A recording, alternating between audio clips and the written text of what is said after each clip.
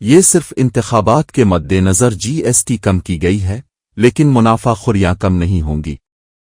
मुअज़्ज़ज़ कौमी सदर जनाब अखिलेश यादव उन्होंने कहा कि हम तैयार होंगे कि एक भी वोट ज़ाय न हो। जब से ये इंडिया इत्तेहाद से हार गए हैं, वो जानते हैं कि हुकूमत नहीं बच पाएगी। उन्होंने कहा कि जो तमाम भारतीय वीडियो तशद्दुद की वायरल हो रही है, वो दुख पहुंचा रही है।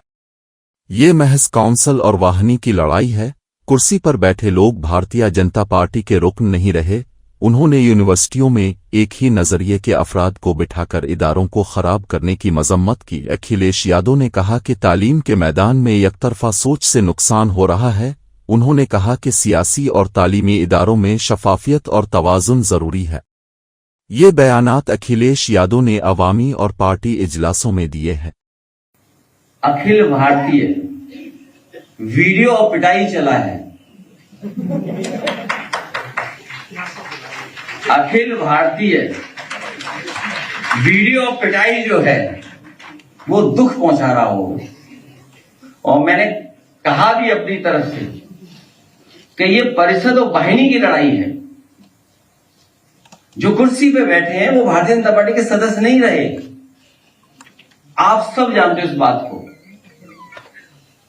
भारतीय जनता पार्टी के न जाने कितनों का भविष्य खा करके उस कुर्सी पे बैठ गए। तो स्वाभाविक है अखिल भारतीय वीडियो पिटाई देख करके छात्र दुखी हो रहे होंगे। उनका जो अपमान हुआ है उनको लेकर के चिंतित होंगे। लगातार जो हमारे स्कूल्स की हालत है, intermediate school, degree colleges, universities, आज प्राइवेट यूनिवर्सिटी ज्यादा फ्लोरिश कर रही हैं, ज्यादा बदलाव कर करके पढ़ा रहे हैं बच्चों को, नए कोर्सेज डिफाइन कर रहे हैं। वहीं हमारी यूनिवर्सिटीज में एक ही विचारधारा के लोग, एक रंगी लोगों को बैठा करके पूरी संस्था को खराब कर रहे हैं। और याद रखिए, जब इंस्टीट्यूशन अच्छी होती है तो न केवल समाज बल्कि भविष्य